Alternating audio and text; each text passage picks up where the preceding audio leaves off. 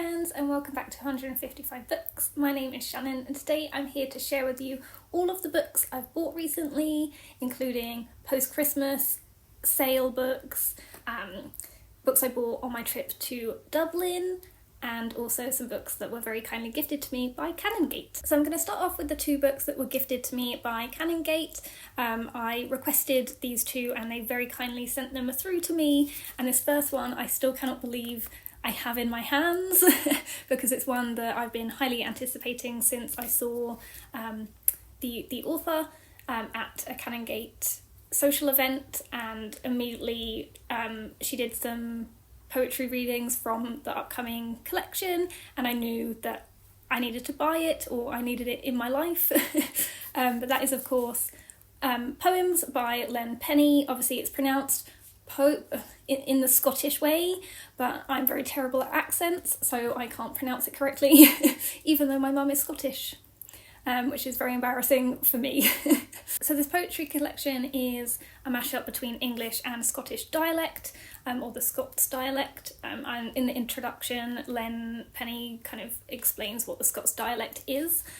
You may know her from her TikTok videos and her Instagram videos, which obviously became very popular for good reason, and I think she also shares some of her poetry work in her TikToks. These poems I'm imagining are going to be, from what I have come across already, very sort of like feminist. I'm going to read the blurb just so that you get like an idea of what this collection is going to be about. Whether she's writing letters to her younger self, advocating for women's rights, or adapting fairy tales to process an abusive relationship, Len's voice is bold, unashamedly frank, and unmissably hers. And I think that's what I kind of came across when I met her in person, was that these poems are not like any other poems I've come across before, and I of course really want to get to this one soon because, like I said, it's been on my radar for quite some time, and I cannot believe, like I said, that I have it, so yes. And the next book that Canon G7x very kindly gifted to me is another poetry collection. This one is a poetry anthology by an Irish author called Poetry Unbound, and I think it's Patrick O'Tama, but I might be very wrong in pronouncing that. It looks like it would be the Irish version of Patrick. I'm going to find out and let you know because I don't want to be wrong. But again, it feels very on point that it's an Irish author and everything is just feeling very Irish. But this one is being released on the 29th of February. And what sold me on this one, again, I'm going to read the blurb. So it's a curation of around 50 poems about what it means to be alive in the world today. And each poem is paired with Patrick's commentary that offers personal anecdotes and generous insights about the content of the poem. And that's another reason why I love poetry anthologies, especially when the person curating it has an entire page like commenting on the poem. I love that so much. Now moving on to the books that I bought in the post-Christmas sales. This one kind of popped up out of nowhere for me, and I thought it would be a really nice little poetry collection to buy for myself to read a few in the morning as part of like my morning routine. And very interestingly, the author of these poems is blurbed on Len Penny's poetry collection and is also included in Poetry Unbound. So everything is kind of coming together, and it's also another Canon G7x book, but like I say, one that I purchased myself. And that is Let the Light Pour In. So these are his very classic four-lined poems that I believe that he shares on social media quite a lot.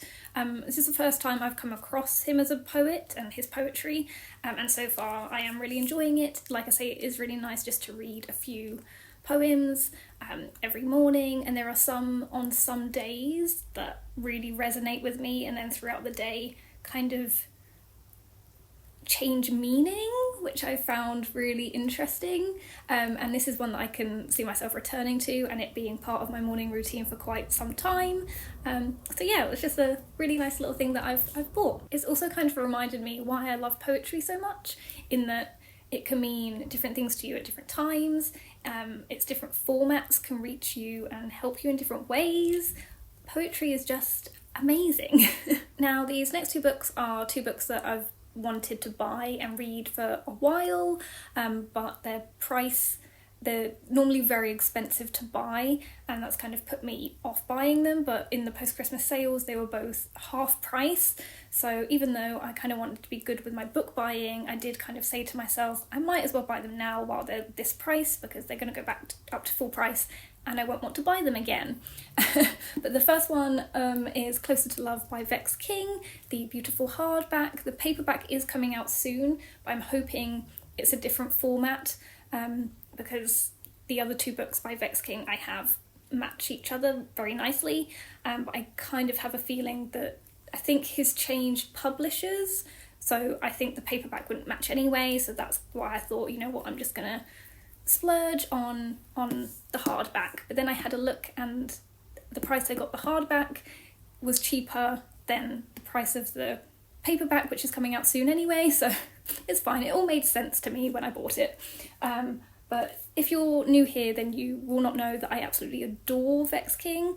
So I've read both Good Vibes, Good Life and Healing is the New High. They've both massively changed my life, and this one is obviously his next one, which is about relationships with, I'm guessing, yourself, friends, just relationships with other people, romantic relationships. I think what I love most about Vex King's books is that they've got this like healing aspect where they're simple to read, and then they've got exercises at the end of most chapters, and they're very cleverly constructed to the point where as you do each exercise it builds up to something bigger at the end, and then by the time you finish the book you can actually see a change in yourself. So yeah, I cannot wait to read this one, and I hope I can get to it soon, because I've like wanted to read this ever since it came out, but again the price kind of put me off because it was expensive. And the next book I am so glad I got at a bargain price, because again it's one that I've been wanting to pick up and read for a really long time, but that is Atomic Habits by James Clear. So normally this one is like £18 retail price, and even in the sale it's not normally in the sale, and in the Boxing Day sale it wasn't in the Boxing Day sale, but then the post-Christmas sale or the after Boxing Day sale or the New Year sale, I don't know, early 2024 it was really cheap. It was like half price, so I was like, yes, I'm finally gonna splurge and buy this one. So this is obviously a very popular self-help book. James Clear kind of goes into the ways of building good and bad habits. Obviously I don't know what else to say other than that, but I do know most people who read this absolutely love it and take on board a lot of the things that he says. Again, I'm hoping it has that kind of style of simple to read and then has the exercises throughout the book that kind of help you, but obviously we will see when I manage to pick this one up. Now moving on to the books that I bought when I was in Dublin. So like I said, I had a very lovely little weekend trip to Dublin with my mum. It's the first time I've been to Dublin and Ireland, which to me just seems ridiculous now that I actually think about it. We both of course absolutely loved it, and on one of the days we did like a walk around the city, and I mapped it out so that we could go to some of the bookshops that I've wanted to visit for a really long time. And the reason why it was so great was because it made me realise how much I love Irish authors, and obviously being in Ireland, the bookshops, they recommend a lot more sort of like Irish authors and books. So I picked up one book in particular that I'm going to talk about last, that I didn't know about but is like a very me book, and I cannot wait to read it. But these other two books I kind of picked up as well, but this first one I'm very excited about. We walked into Chapters and they had an entire wall with the Wordsworth, I think they're Wordsworth, sort of like special editions of classic books and Shakespeare plays. Now these were like €10 each, and they had the one that I bought, A Midsummer Night's Dream and I think Hamlet, and I did want to buy all three, but then I said to myself, no, be smart and just buy one, and I bought the one that I thought looked the prettiest and kind of went more with the play itself, but that is Romeo and Juliet, and look at it, it's absolutely gorgeous. So I used to say that Romeo and Juliet was like one of my least favourite plays, which I realise is far from the truth after going to see it performed in Salisbury last year, and it made me realise that it's the one that I have memorised the most, i.e. I know it word for word, which surprised me quite a bit, but at the same time it's the one that I did or performed at school, so it kind of makes sense that a lot of the dialogue is still in here somewhere.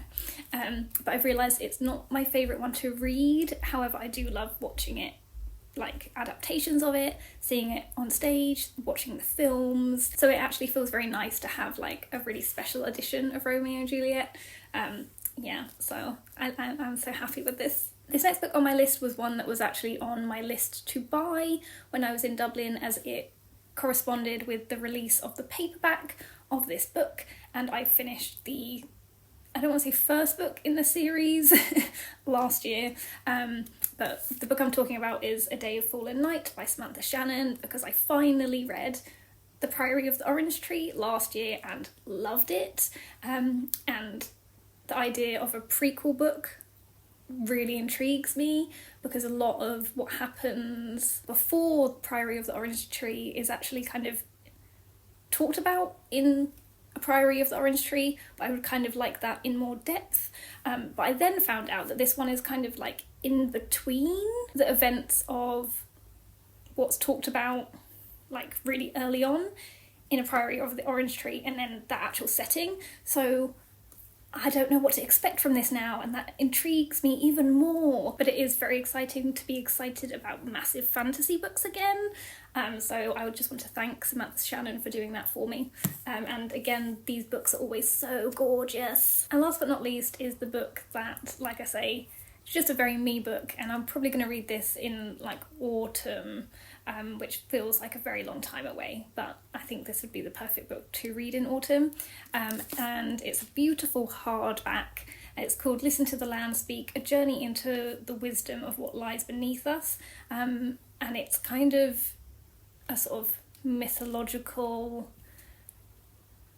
I don't want to say retelling or telling of the Irish landscape. And as you guys know, anything landscape related, I'm just always there for. And I kind of feel like when I was in Dublin, so obviously my name is Shannon, and I was named after the River Shannon in Ireland, and my granddad came from Limerick, and it was really nice to sort of like discover, I guess, rediscover my Irish roots. It's not really something I'd overly thought about before, and maybe had taken for granted a little bit, and I kind of feel like this book is going to help me kind of reconnect to that too. I'm going to read the blurb because, like I said, that's what sold it for me. Our ancestors lived in a unique and complex society that was inspired by nature and centred upon esteemed poets, seers, monks, healers and wise women, all of whom were deeply connected to the land around them. This relationship to the cycles of the natural world, from which we are increasingly disassociated, was the animating force of their lives. With infectious joy and wonder, Listen to the Land Speak roams through islands, ancient bogs, rivers, mountains and shorelines, tracing our ancestors' footsteps. It uncovers the myths and lore that have shaped a national identity and is quietly embedded in the land, which has endured ice ages, famine and floods. A magical and reinvigorating exploration into the wisdom that lies beneath us. Listen to the Land Speak casts the world in a new light. And I've had a look through at the chapters, and the name of the chapters kind of use, like I say, different words for like myths, different names of like the landscapes. So for example, there's one called the Shannon, one called Rivers as Goddesses, one called Rootways, one called Myths, one called Stone Circle. So again, it's got this kind of also like archaeological, like mythical, natural, ecological, I don't know, it's gonna hopefully weave all of those things together, and I'm very excited because it sounds like something I'm going to really, really enjoy. So those are all of the books that I have accumulated recently, and as you can tell, they're ones I'm very excited about. As much as I have been unhauling some books from my shelves, it's exciting to be adding some new like books that I'm more excited about reading to my shelves. Please let me know in the comments if you've read any of the books that I mentioned in this video, and maybe some books that you bought recently. Thank you guys so much for watching as always, and I'll see you soon in my next video.